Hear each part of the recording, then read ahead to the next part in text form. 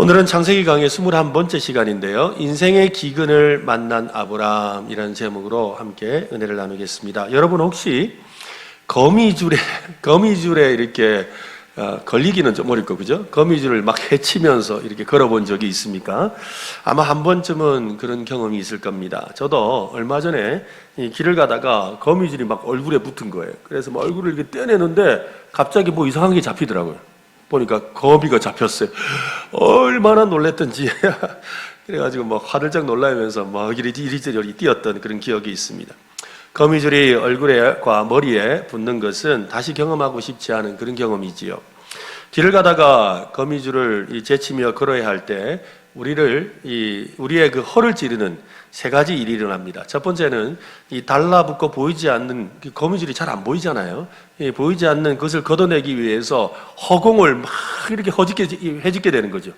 어디 있는지 모르니까. 그래서 두려움과 혐오감에 팔을 마구 휘젓습니다. 두 번째는 거미줄이 있는 곳이라면 당연히 뭐가 있다고 생각합니까? 거미가 있다. 그런데 여러분, 거미줄이 있다고 꼭 거미가 있는 건 아니거든요. 그래도 행여나 아까 저처럼 거미가 붙는 경우는 정말 특별한 경우지요. 그래서 거미가 있는 줄 알고 막 놀래가 거미 찾느라고 그죠? 미친듯이 몸을 털어내기도 하지요. 세 번째로는 혹시 누가 나를 지켜보고 있는 것은 아닌지 둘러보게 되죠. 왜냐하면 다른 사람은 모르고 왜 저 사람이 혼자서 저렇게 막 난리를 하지? 제정신이 아닌가 보다라고 이렇게 보게 되는 경우가 있지 않습니까? 세상에는 이 보이지 않는 것이 우리를 괴롭히는 경우가 많지요. 보이는 것이 괴롭히는 건 피하면 되고 또 넘어설 수 있는데 보이지 않는 것이 괴롭힐 때가 참 어렵습니다. 눈앞에 있는 이 거미줄이 잘 보이지 않듯이 우리의 삶에는 무수한 오솔길과 또 온갖 종류의 끈끈한 거미줄과 같은 그런 것들이 놓여져 있는 그런 삶을 삽니다. 이것이 인생이지요. 아브라함은 이 가나안 땅 이곳저곳을 돌아다니며 그는 생활하고 있었습니다. 하나님의 말씀을 따라 새로운 땅으로 이사를 왔지만 자기가 기대하던 그런 아름다운 땅은 아니었습니다. 그는 그 과거에 자기가 태어났던 고향이었던 갈대아 우르나 또 아니면 아버지와 함께 또 이사를 갔던 하란이라는 곳이 그죠. 하란이라는 곳과 비교해 보면 화려하지도 않았고 또 매력적이지도 않았습니다. 뭔가 기대감을 갖기에는 척박한 그런 땅이었습니다. 그런데 이 황량하고 거친 그 땅에서 그가 생활하다가 분명히 하나님이 가라고 해서 온 땅인데 그렇지만 그곳에서 좋은 일이 벌어지는 것이 아니라 뜻밖에도 기근이 찾아왔습니다. 흉년이 찾아왔다는 거예요. 오늘 본문 10절은 이렇게 말합니다. 그 땅에 기근이 들었으므로 아브라함이 애굽에 거류하려고 거리로 내려갔으니 이는 그 땅에 기근이 심하였습니다. 아브라함은 하나님의 말씀만 믿고 따라왔는데 하나님이 복을 주겠다고 약속하신 땅에 왔는데 그 땅에 기근이 심각합니다. 얼마나 힘들었던지 도저히 그곳에서 더 이상 버틸 수가 없었던 거지요. 그래서 애굽으로 내려가서 살아야 되겠다라고 결정을 합니다. 성경은 이 아브라함이 애굽으로 내려간 사실을 잘못된 일이라고 말하지 않습니다. 여러분, 애굽으로 내려간 것은 잘못이 아닙니다.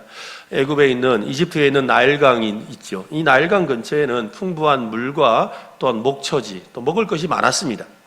그러니 가족들을 먹이기 위해서 애굽으로 내려가는 것은 당연한 그런 결정이지요. 문제는 그 기근을 맞이했을 때, 기근을 당했을 때 대처하는 아브라함의 방식에 있습니다. 우리는 가끔 내가 하나님을 잘 믿는데, 내가 하나님 잘 믿는데 설마 불행이 오겠어? 내가 이렇게 예배를 드리고 또 이렇게 하나님 앞에 섬기는데 우리 가정에 우환이 찾아올까? 잘 되고 잘 푸는 게 정상 아니겠어? 라고 막연한 기대를 할 때가 있지요. 그런데 현실은 어떻습니까? 마음에 생각하는 대로 일이 잘 풀리지 않을 때가 있다는 겁니다. 하나님을 믿고 또 교회 생활을 하면 모든 것이 잘 풀리고 순탄대로일 것처럼, 순탄대로가 펼쳐질 것처럼 그렇게 기대하지만 현실은 복잡한 거지요. 예수를 믿고 교회에 나온다고 하늘에서 내리는 비를 피할 수는 없습니다. 여러분, 하늘에서 내리는 비를, 그죠? 여러분, 교인이든 아니든 하나님을 믿는 사람이든 아니든 비를 맞아야 돼요. 그처럼 우리가 사는 세상은 언제라도 기근과 흉년이 찾아오고 또 물을 구하기도 어려워서 타는 목마름으로 살아야 하는 그런 이런저런 위협이 기다리고 있는 그런 세상입니다. 하나님을 믿기 전에도 세상은 그런 곳이고 하나님을 믿은 후에도 세상은 역시나 바뀌지 않고 그런 모습이라는 거지요. 아브라함이 만난 기근과 애굽으로 내려가는 이야기는 우리가 세상을 살면서 겪게 되는 그런 이야기입니다. 특히 하나님을 믿는 사람들이 겪는 그 현실을 보여줍니다. 하나님의 축복을 기다리고 있는 땅에서 기근이 찾아오듯이 하나님을 믿는 저와 여러분에게도 어려움은 찾아옵니다. 그렇다면 그런 어려움을 만날 때 우리는 어떻게 해야 될까요? 우리가 하나님을 믿기 전의 상태와 다른 그런 어떤 행동을 해야 되지 않겠습니까? 약속의 땅에 찾아온 기근을 만날 때 제일 먼저 기억해야 될 것이 있습니다. 그것은 하나님의 뜻에 관한 것입니다. 하나님의 뜻을 알아야 되죠. 하나님께서 왜 그런 어려움을 만나게 하시는지를 먼저 생각해 봐야 합니다. 기근을 만난 아브라함은 하나님의 두 가지 뜻을 깨달아야만 했습니다. 첫 번째는 믿음을 테스트하는구나. 하나님이 나의 믿음을 시험하시는구나 라는 뜻이고요. 두 번째는 나의 믿음을 강하게 하는, 즉 영적인 근력을 키우는 훈련을 하고 계시는구나 라는 걸 알아야 합니다. 믿음의 테스트, 즉 믿음의 시험이라는 말은 내가 원치 않는 상황을 만날 때에도 여전히 하나님을 신뢰하고 하나님의 말씀을 믿을 것인가, 아니면 자기 생각과 본능과 경험과 상식을 따를 것인가에 대한 시험이죠. 즉 무슨 말이에요? 어려움을 당하면 그 어려움을 어떻게 해결할까에 대한 관심을 가질 때 신앙을 가진 사람이라면 하나님의 뜻이 뭘까? 하나님이 이 일을 통해서 뭘 하시려고 할까를 물어야 되는데 이거 뭐 내가 해보면 되지 뭐. 이거 방법이 없나 하고 자기 스스로 방법을 찾느냐를 보는 거지요. 안타깝게도 아브라함은 스스로 애굽으로 내려갈 결정을 합니다. 하나님을 찾지 않은 것이죠. 그의 모습에 관해서 살펴보면 하나님에 대한 어떤 흔적도 발견할 수가 없습니다. 평안하고 만사가 잘 풀릴 때는 그 사람의 믿음에 대해서 가늠하기가 어렵죠. 뭐 늘 교회 나오시고 또 예배드리고 또 교회 봉사도 하고 하니까 그분이 믿음이 다 좋아 보여요. 믿음이 얼마나 뿌리가 깊고 견고한지는 태풍이 불어봐야 합니다. 저는 바닷가에서 살아서 이 바람의 무서움을 알거든요. 네, 정말 바람이 세게 불면 나무만 뽑히는 거 아니에요. 전봇대도 뽑혀요. 정말 그래요.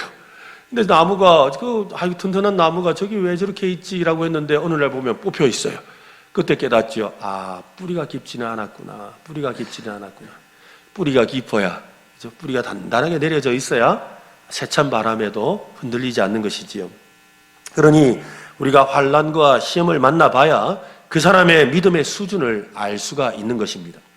제대로 하나님을 믿는 성도들은 어려운 일이 생기고 풍랑이 일어도 낙심하지 않습니다. 오히려 믿음을 테스트하는 좋은 기회로 삼죠.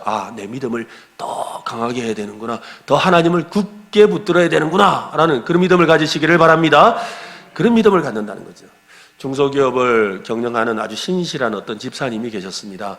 참 열심히 교회를 봉사하고 전도도 열심히 하고 오늘처럼 이렇게 교회 초청주일 이런 걸 하면 막 회사에 있는 자기 직원들을 전도해서 많이 데려오는 그런 분이세요. 그런데 이 집사님 회사에 부도가 난 거예요.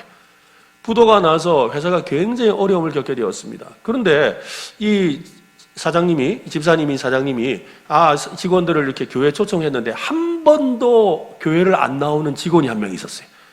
끝까지 안 나오는 게 어지간히 어르고 달래도 안 나와요. 그랬는데 이 사장님이 이 회사가 부도가 나고 나니까 세상에 교회를 따라 나온 거예요. 그래서 너무 신기하잖아요. 아니 회사가 부도 났으면 자기 생각에 저렇게 하나님 믿어봤자 소용도 없네. 저런 교회를 왜 다녀? 저 하나님 왜 믿어? 이러면서 봐라 참 이러면서 막 비난할 것 같은데 그 직원이 사장님을 따라 교회를 나온 거예요. 그래서 왜 교회를 나왔느냐고 한번 물어봤어요. 도대체 왜 이런 상황인데 나왔냐고 하니까 하는 말이 뭐냐면 회사가 부도 난 뒤에 사장님의 모습을 보고서는 그런 생각이 들었다는 거예요. 진짜 믿는구나. 진짜 하나님이 계시는구나를 믿었대요. 왜냐하면 보통 이렇게 사업을 하다가 부도가 나면 막 어려움이 생기니까 어떻게 돼요? 막 도망하거나 아니면 낙심하고 아니면 술에 잔뜩 취해서 세상을 비관하고 막 힘들어하고 아니면 자기 욕심을 쫓아서 살아가는데 이 사장님은 오히려 부도가 나니까 더 열심히 교회 나와서 하나님께 기도하고 교회 봉사하고 그러더라는 거예요. 그걸 보고서 저분이 믿는 하나님이 어떤 하나님이 정말 궁금하다. 도대체 어떤 하나님이길래 저렇게 힘든데도 저렇게 붙들고 사는가라는 관심이 들어서 사장님을 따라 교회에 나왔다는 겁니다. 여러분 혹시 흉년을 만난 것처럼 우리의 상황이 마르고 줄어들고 있는 그런 경험을 하고 있는 분이 있습니까? 진짜 믿음과 거짓 믿음이 이제 구별되는, 판별되는 순간입니다. 오해하지 마시기 바랍니다. 테스트를 위해서, 우리의 믿음을 테스트하기 위해서 일부러 우리에게 기근이라는 어려움을 주시는 것은 아닙니다.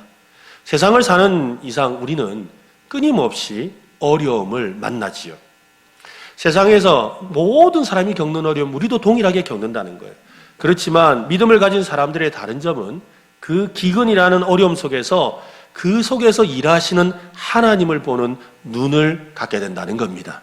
여러분, 믿음의 눈을 가지시기를 바랍니다. 믿음의 눈을 가지고 보면 어려움 가운데도 하나님이 계시다는 걸 아는 거예요.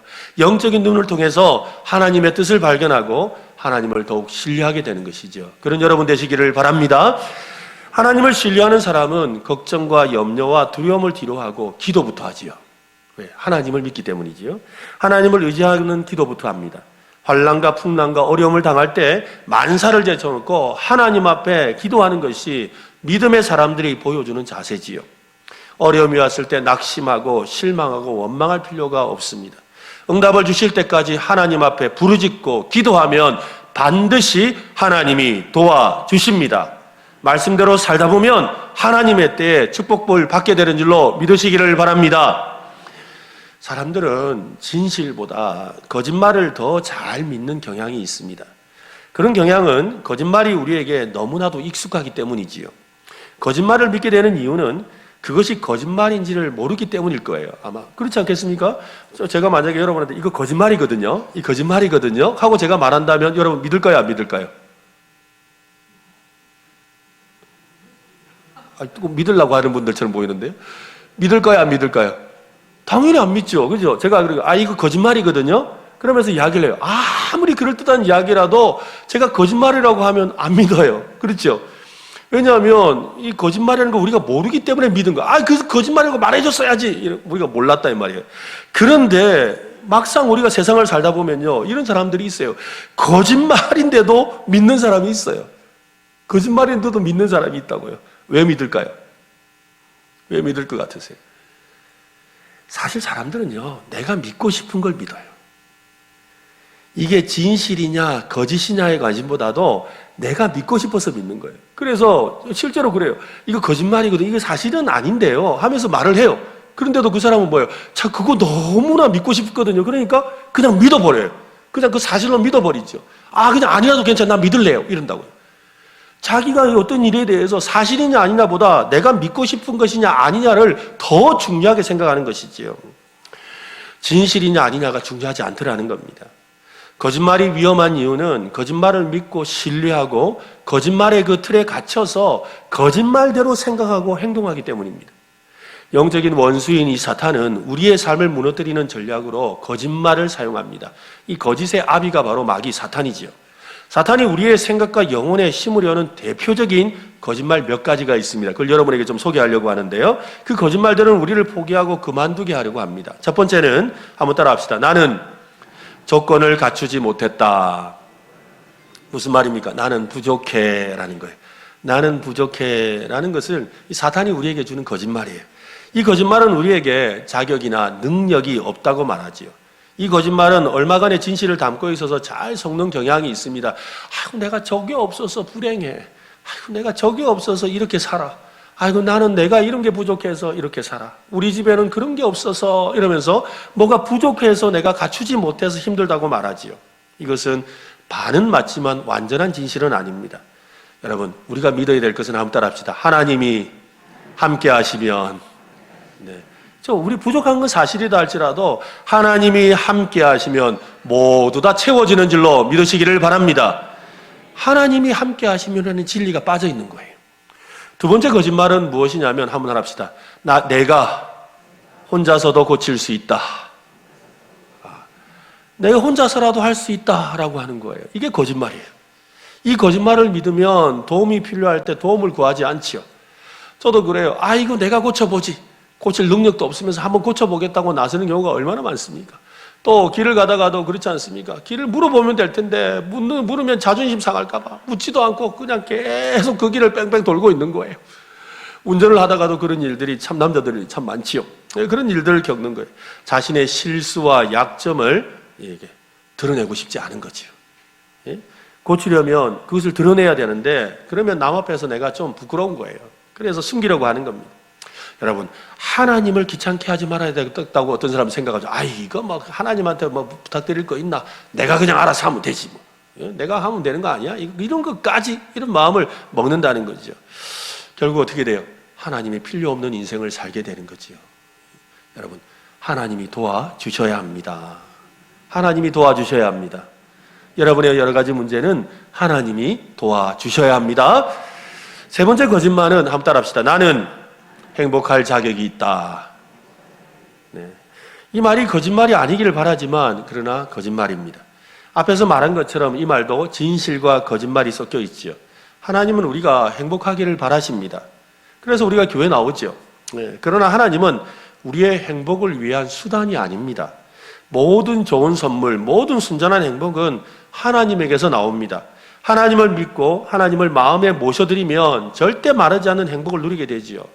우리가 행복한 것은 내가 행복할 자격이 있어서가 아니고 자격도 없는 우리에게 행복의 근원이신 하나님이 찾아오셨기 때문입니다. 하나님이 여러분에게 찾아오셔서 복을 받는 줄로 믿으시길 바랍니다. 그죠? 내가 원래 복덩이야. 이게 아니에요, 여러분. 내가 원래 복덩이가 아니라 복이신 하나님이 내게 오셔서 내가 행복한 것입니다. 오늘 하나님으로 인해 행복하시기를 바랍니다. 상황이 잘 풀리지 않을 때 누구나 실망을 하지요. 뭐라도 붙잡고 싶습니다. 그때 거짓말이 아니라 진실을 붙잡아야 합니다. 모든 복과 행복의 근원이신 하나님을 믿어야 합니다. 시국이 어수선하고 또한 기근이나 흉년이 찾아오고 자연재해로 인해서 사람들이 어려움을 겪을 때가 되면 거짓말이 난무하지요. 이런저런 흉흉한 거짓말들이 얼마나 많이 들립니까? 아니 세상에 어떻게 했대 저래 그러면서 또 뭐 실절이 나지도 않는데 어떤 사람은 어디로 도망을 갔는데 거기 갔더니 뭐 잘 살았대. 그러면 또 어떤 사람은 가다가 죽었대. 그리고 또 뭐 1명 죽었는데 100명 죽었대. 뭐 오만 이상한 소문, 또 죽지도 않았는데 사람들이 다 죽었다 그러고 별의별 희한한 소문들이 막 나잖아요. 사람들은 진실보다 거짓말을 더 믿고 싶죠. 왜 그래요? 그만큼 힘들다는 거예요. 아브라함이 그랬습니다. 아브라함도 도저히 버티기 힘든 기근을 만나자 거짓말에 귀가 더 솔깃해지고 말았습니다. 아브라함은 육신의 기근과 함께 영적인 기근을 경험하고 있습니다. 사실 거짓말에 넘어간다는 것, 거짓말을 붙잡는다는 것은 영적으로 메말랐다는 것이죠. 영적인 기근에 빠져 있다는 것입니다. 그것이 더 큰 문제입니다. 영적 기근이 찾아오면 진실보다 거짓에 관심이 가고 불신의 마음이 가득해집니다. 기근의 시대에 모든 것이 말라간다고 우리의 영성이 말라서는 안 되는 거지요. 영적인 기근의 상태가 되면 안 됩니다. 여러분, 영적으로 메마르지 않으시기를 바랍니다. 하나님께서는 기근의 시대에 우리의 영적인 감각이 더욱 예민해지고 하나님을 향한 생각으로 풍성해지고 더 깊어지기를 바라십니다. 그래서 하나님은 기근 앞에서 아브라함은 기근 앞에서 영적인 안목이 바닥을 쳤지요. 그의 모든 생각과 판단은 세상 사람들보다 못한 수준에 이르고 말았어요. 아니, 하나님을 믿고 하나님의 복이 되는 사람인데 세상에 이제는 거짓말에 끌려가지고 세상 사람들보다도 더 못한 그런 생각과 결론을 내립니다. 하나님과 상관없는 생각과 결정을 내리는데요. 12절과 13절을 한번 보십시오. 애굽 사람이 그대를 볼 때에, 사례를 말하는 겁니다. 그대를 볼 때 이르기를 이는 그의 아내라 하여 나를 죽이고 그대는 살리리니 13절 같이 한번 읽겠습니다. 원하건대 그대는 나의 누이라 하라. 그러면 내가 그대로 말미암아 안전하고 내 목숨이 그대로 말미암아 보존되리라 하니라. 당시 사례의 나이가 대략 한 60대 중반쯤 되었다고 합니다. 아니 65세의 나이에 아름답다. 65세 한번 손들어 보실랍니까? 65세의 나이에 아름답다. 이걸 어떻게 이해를 해야 될까요? 뭐 어떤 분들은 아마 65세라도 옛날에는 오래 살았기 때문에 그렇다라고 주장하는 사람도 있고, 또 이 아름답다는 이야기가 우리가 생각하기 나름이다. 우리는 뭐 날씬한 사람을 예쁘다 하지만 어떤 나라 가면 뚱뚱한 사람을 예쁘다 하거든요. 그러니까 그 시절에 미의 기준이 다를 것이다 라는 다양한 이야기를 합니다. 정확하게 모르겠습니다. 아브라함에 대해서 오늘과 상당히 다른 기준이 있었던 건 사실인 것 같아요. 어찌되었건 65살 된 여인이 애를 낳는 시절도 지난 여인이 굉장히 아름다웠대요. 이것은 아브라함이 자기 아내에게 콩깍지가 씌어서 그런 것은 아닙니다. 실제로 아름다웠습니다. 어떻게 알 수 있느냐 하면 아브라함이 걱정한 게 뭐예요? 여보, 당신 너무 아름다워. 그래서 애굽에 내려가면 위험할 것 같아 라고 했단 말이에요. 근데 정말로 아브라함의 말대로 애굽에 내려갔는데 그런 일이 생기죠. 왜냐하면 아브라함의 가족들이 애굽으로 갔는데 가서는 사람들이 당신 옆에 있는 저 여자 너무 예뻐 이러던 거예요. 너무 예쁘다 이런 거예요. 와, 어떻게 그래 예쁘냐, 어떻게 아름다워 이러더니 그 소문이 어디까지 들렸다고요? 이집트의 왕 바로 왕에게까지 들린 거예요. 그래서 아니 저기 가나안 땅에서 이 무리가 한 가족이 내려왔는데 세상에 그 여자 하나가 되게 예뻐요 이런 거예요. 그러니까 왕이 그래 데려와 이런 거죠. 데려와 이런 거예요. 그래서 이 아브라함이 정말로 예상한 대로 모든 일이 일어나고 있었어요. 아브라함이 그랬잖아요. 아무래도 애굽에 내려가면 당신이 너무 예뻐서 그것 때문에 내 생명이 위험할 것 같은데 이런 문제가 생길 것 같아 라고 했는 그 일이 그대로 지금 일어나고 있는 거예요. 여러분, 아브라함이 지금 예상한 대로 일이 일어나는 걸까요? 아브라함이 예상한 대로 일이 일어나는 걸까요? 아닙니다, 여러분. 아브라함이 거짓말을 믿고 생각한 결과대로 일어나는 거예요. 이게 중요한 거예요. 아브라함이 예상한 것이 중요한 게 아니라 아브라함이 거짓말을 믿고 행동한 결과대로 나타난 거예요.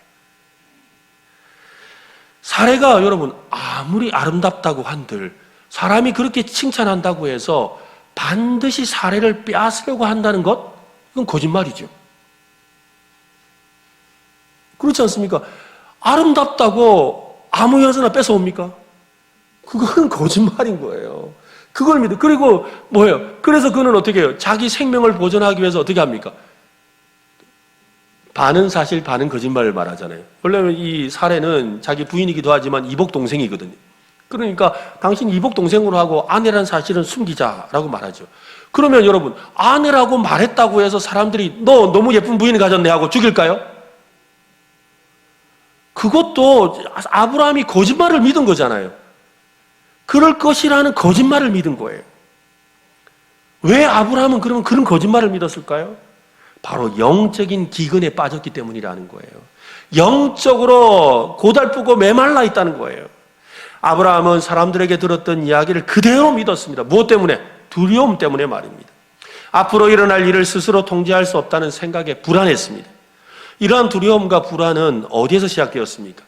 그의 눈과 귀가 현실에 몰두했기 때문이지요.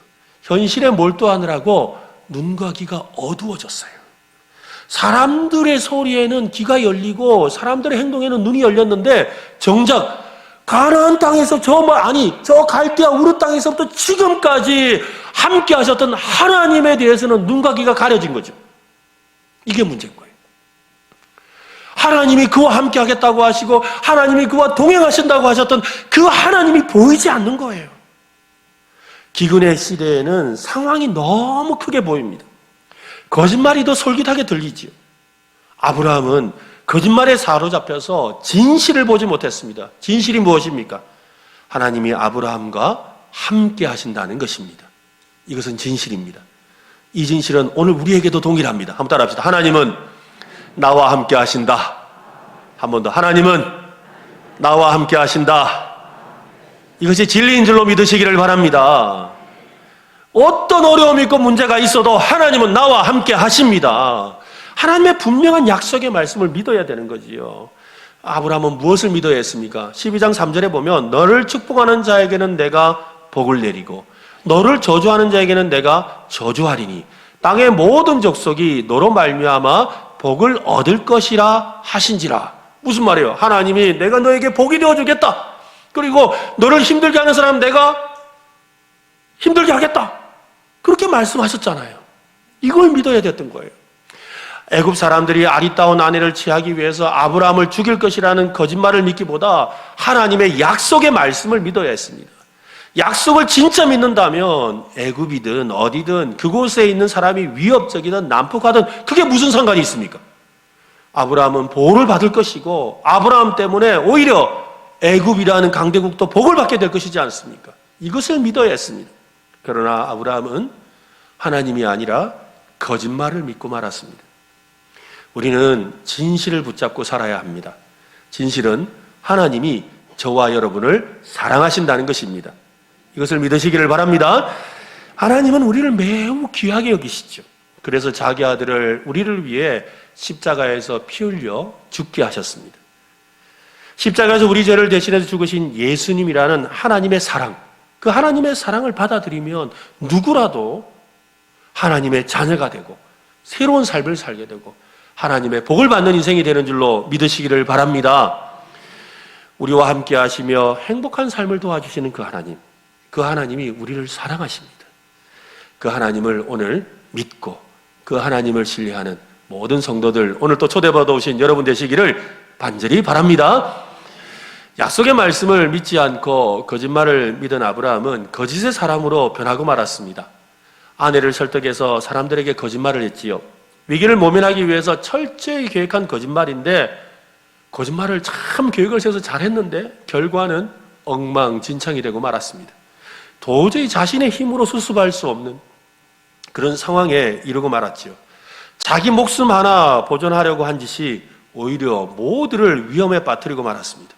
거짓말 때문에 아내를 다른 남자에게 빼앗기는 상황이 일단 일어났습니다. 아브라함은 바로 왕에게 특별한 배려까지 받았죠. 양과 소와 노비와 암수 나귀와 그 낙타까지 얻는 대단한 일을 겪었습니다. 아리따운 여인을 자신에게 준 오랍이라는 이유로 그런 엄청난 상을 받은 거죠. 만지면 만질수록, 풀어보려면 풀어볼수록 할수록 더욱 엉키는 그 실타래처럼 그렇게 모든 것이 엉키고 있습니다.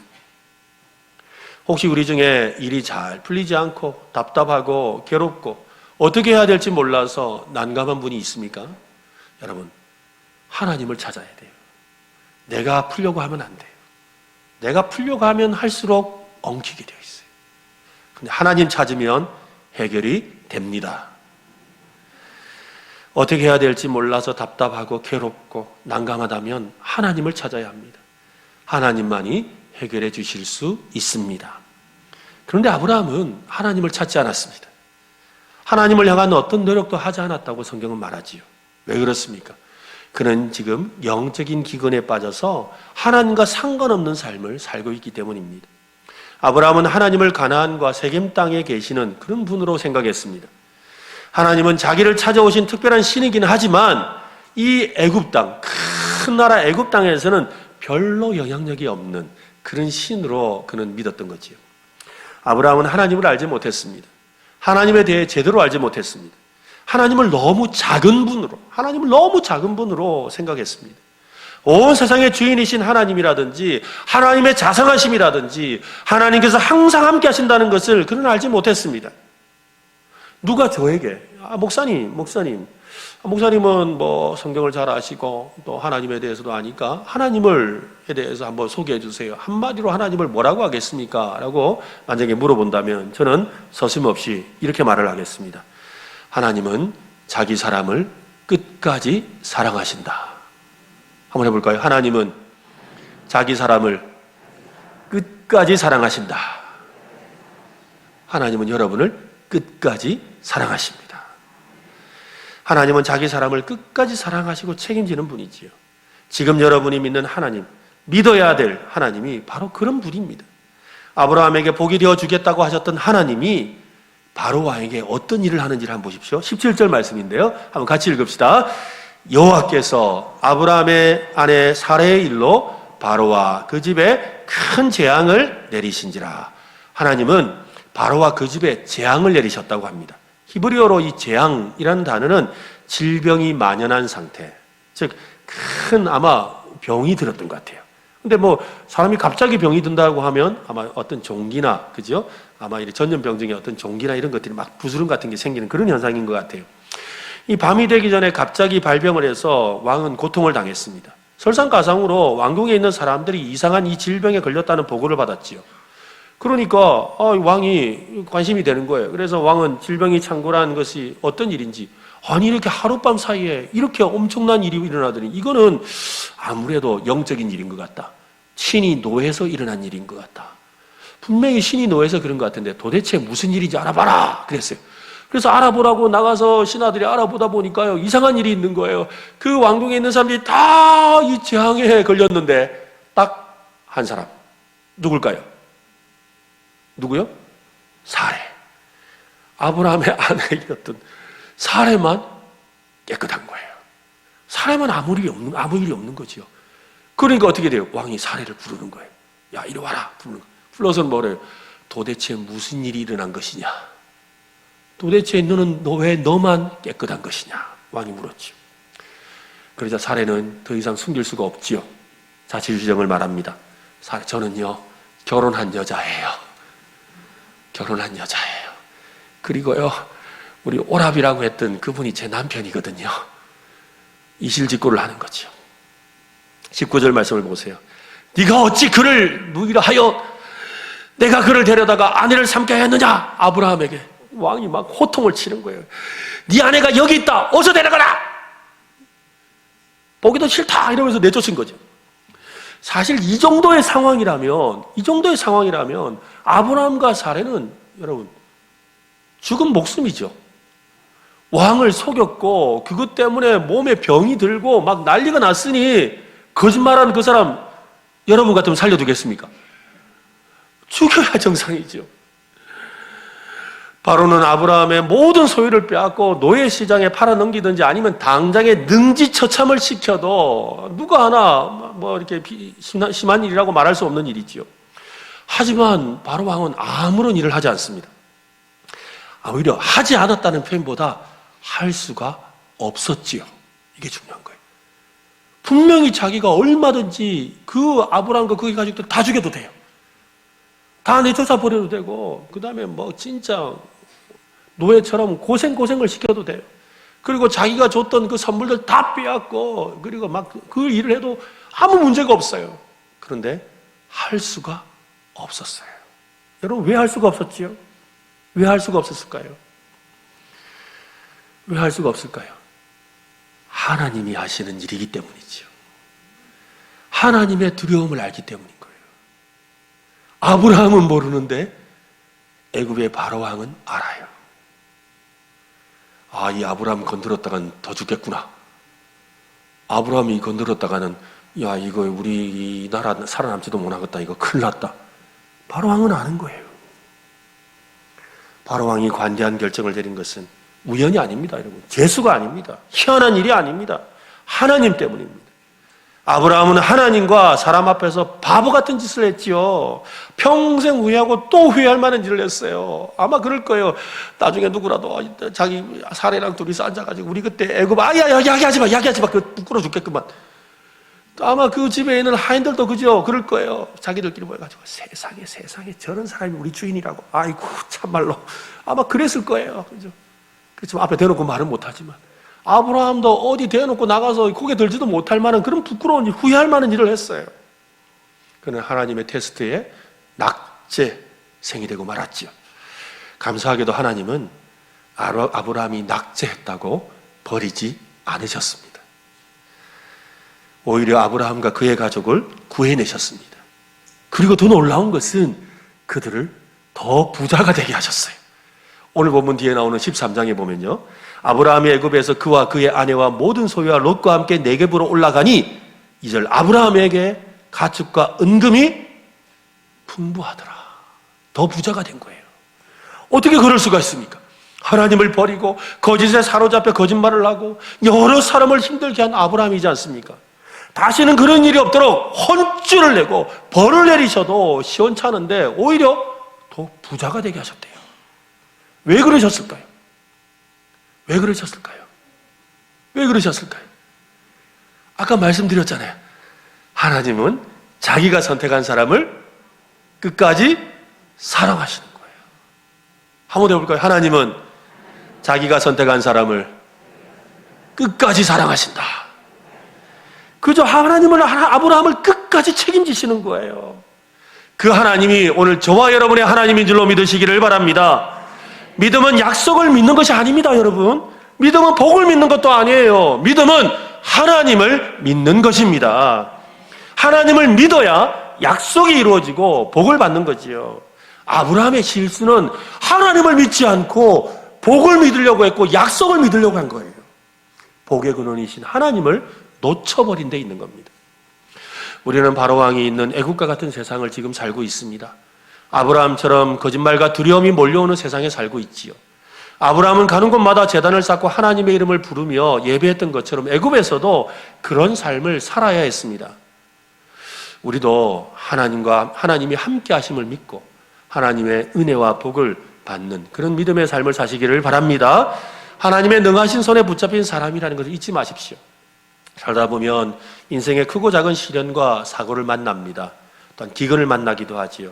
그때 여러분은 무엇을 믿으며 살기를 원하십니까? 무엇을 선택하겠습니까? 인생의 기근이 찾아오면 더욱 하나님을 의지하고 하나님의 도움을 받는 하나님의 사람으로 사시기를 예수님의 이름으로 축원합니다.